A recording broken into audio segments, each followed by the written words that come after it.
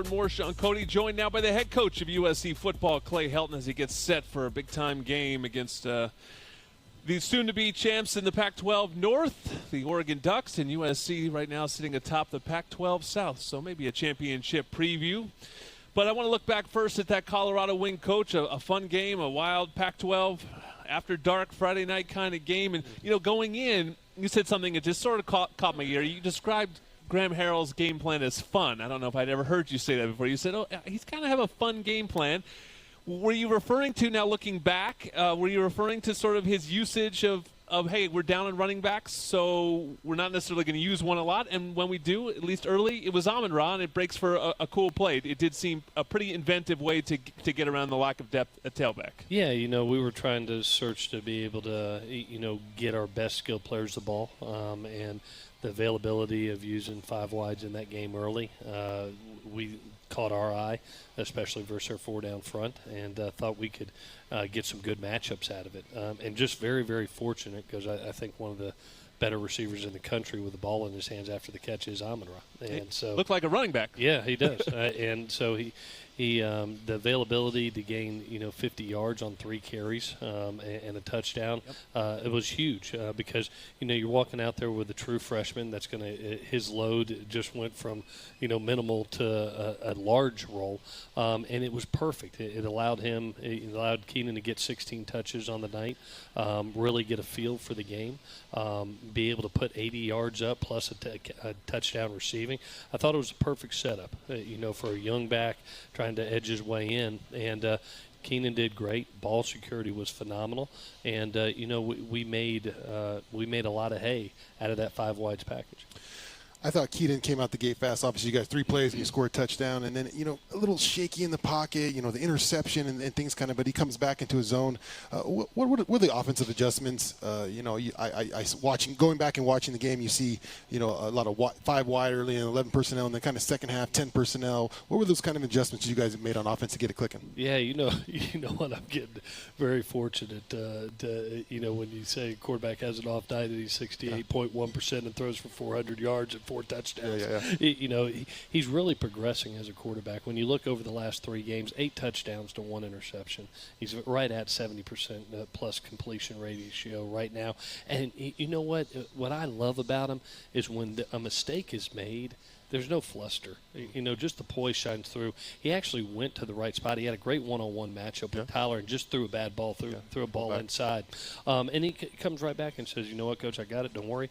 And really gets into the flow of the game. And then, where he's been at his best has really been the fourth quarter. You look at his results of what he's doing right now in the fourth quarter, especially on that last drive. To be able to hit that 3rd and 10 ball with a man right in your face and you step up, you're going to take the hit, and he completes it to Pitt. And then, one of the better throws and catches I've ever been associated with in 25 years, the one to Drake down the middle on 2nd and 20. Did he see it? Did he see the ball? Have you talked to him? I talked to him today. He just credited Keaton. He said he put it exactly where he needed to put it. Yeah, it was, we call that being open, as you know, in the league. It's just you get that linebacker running blind with that guy down the middle of the field versus split safeties.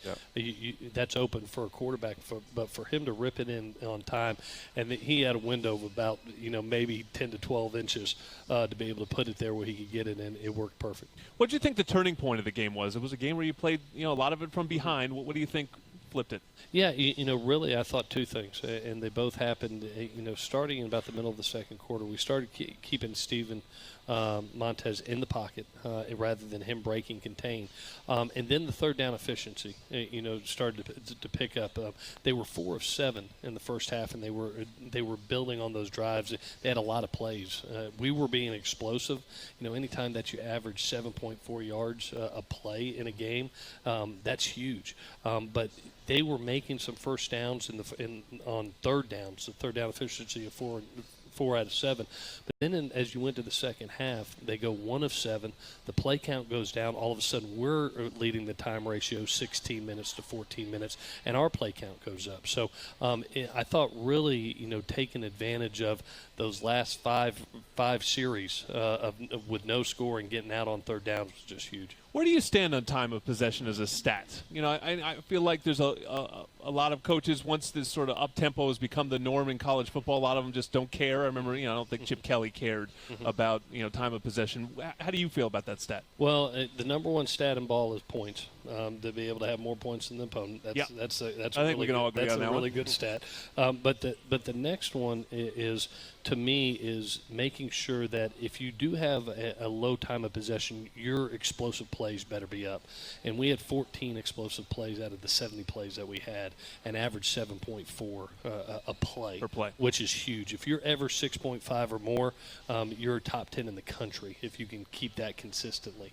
And so if you're down minutes wise, your explosive plays and your yards per play better be up. If you're up minutes wise, and you're making third down conversions and your play numbers high, you're good. You can have a 5 to 5.5 per play.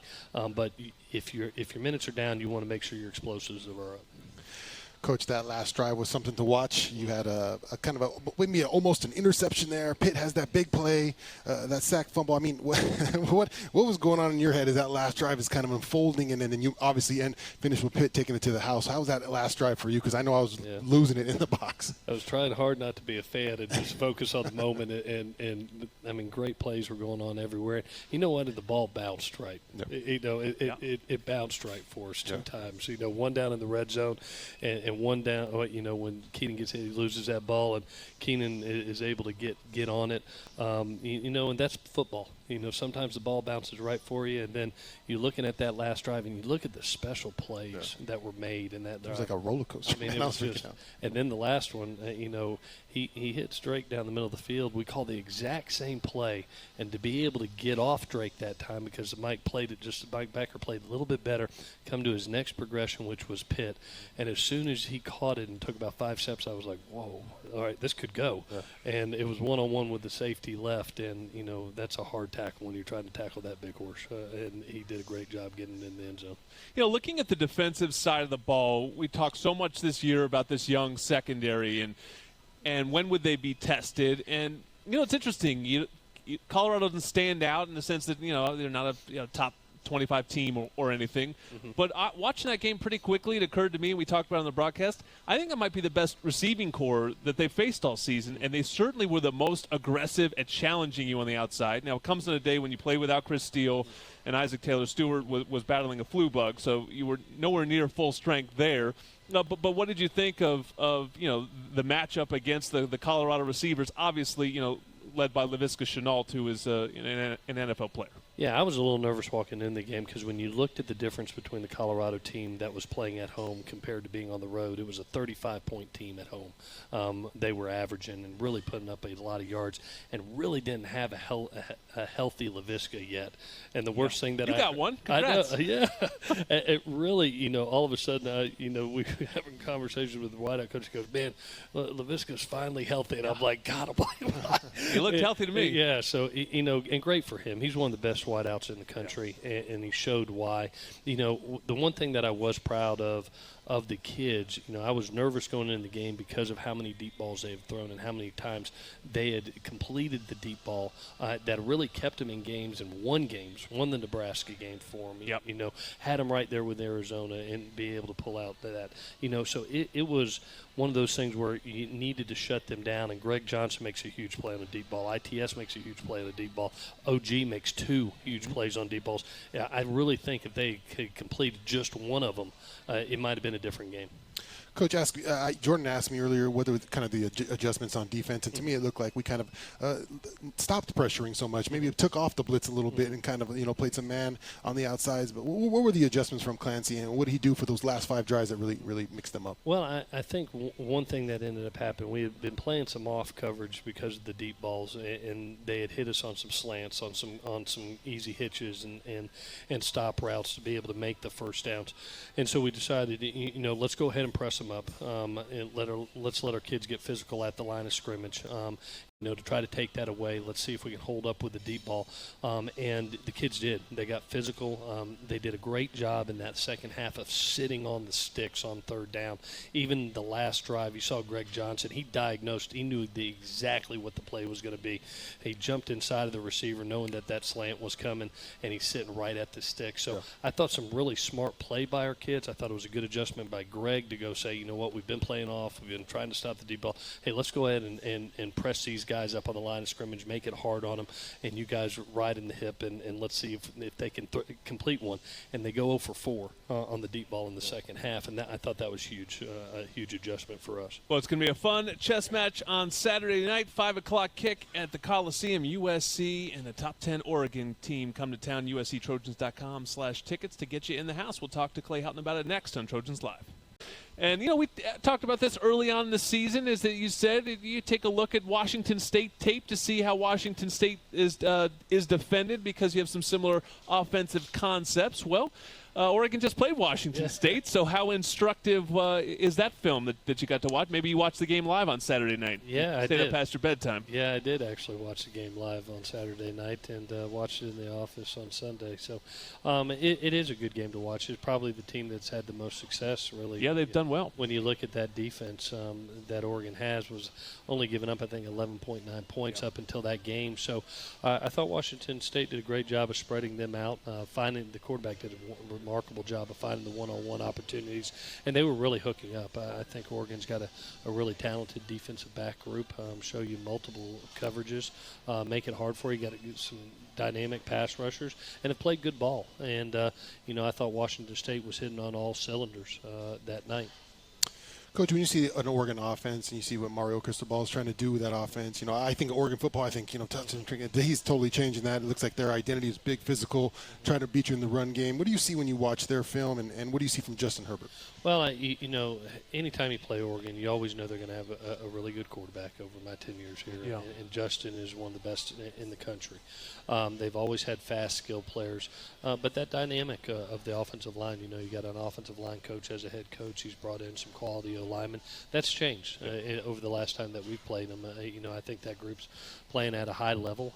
Obviously, they've got a number of runners that can do the job. They switch them in and out a bunch. Gosh almighty, they had a great outing against Washington State. Have one runner over 200 yards. Yeah. So they've done a good job. Really have. They spread you out. They'll play in 11 personnel, a little bit of 12 personnel, and they stay balanced. And Justin's taking what the defense gives him. He's playing really, really good football right now. There's a reason that they're a top 10 team. They're playing really good on all 3 phases. One of the fun stories on Saturday night will be the matchup of the Pittman boys, Michael versus Micah. I'm guessing Micah was somebody you saw a lot on the recruiting trail, and obviously have probably known for a long time since you were recruiting Michael. How are they different? How are they similar? Give us the scouting report. Both of them are dynamic athletes. Both of them have great ball skills. Both of them are competitive as heck. Yeah. Too. Obviously Pitt's a little bit taller. Our Pitt. Yeah. Our Pitt is a little bit taller. Where Micah's a little bit more of a slot receiver type. A little bit of different dynamic there. But when you talk about being able to make yards after the catch, ball skills, competitiveness, route running, you can tell they're brothers. Just one of them's got a little bit more size. Coach, you look at the Pac-12 a little bit. Do you ever get a chance to kind of step back? Obviously, you're so concentrated on what you're trying to do with the team, but kind of how surprising this Pac-12 is kind of, broke down. Everyone has their opinion at the start of the year, and now we're here at this point of the year, and everything's changed. Is it surprising to you how the Pac-12 kind of morphs every week and into something new? Well, it feels like every week's a playoff championship game, and you walk in there like with that attitude and that mindset. And right now, I think, what, we were going through that game the other night, and I just heard our kids saying, hey, this is a championship game. This is our championship opportunity. They just kept on echoing it, and the importance of, capturing that game. And I was so proud of them for getting the job done. And now you got to go to the next week, and that's the Pac-12. It seems like, every week, if you don't bring your A game, you can get your butt beat. Yeah. Anybody can, and that's shown up. It doesn't matter. UCLA has a great game against sure did. An Arizona State team that's in the top 25. You know, there's I've always thought there was unbelievable quality competitiveness and quality teams in this league, and it makes you play your best at all times. So, you know, we're fortunate, and we're sitting 4-1 in league. You know, we're sitting at top of the Pac-12 South with our destiny in our hands, and now we've got to try to keep that destiny, keep that control, and it just happens to be another playoff championship game against a good Oregon team. We usually ask this question around the USC-UCLA game, but Oregon's had a lot of recruiting success in Southern California recently, tried to encroach in your territory a little bit. How much does a game like this matter in recruiting? It matters a bunch. It's always, any success that you have against any Pac-12 team or any West Coast team, that helps. When you win championships, it's about, when you have Rose Bowls and you look at all these beautiful freshmen and sophomores that are playing really well for us right now. They just happen to be signed after the Rose Bowl at Not a coincidence. the Pac-12 championship. So it's as you are successful within your league and you're garnering some great postseason play opportunities, that does. It helps recruiting, and we're very thankful for all these young people that we have that are playing so brilliantly right now because of those 2 years. So yes, every game in my mind matters, and whether it's Oregon, UCLA, Stanford, Washington, Utah, we battle against them not only on the field but off the field in recruiting. All right, thank you, Coach, as always.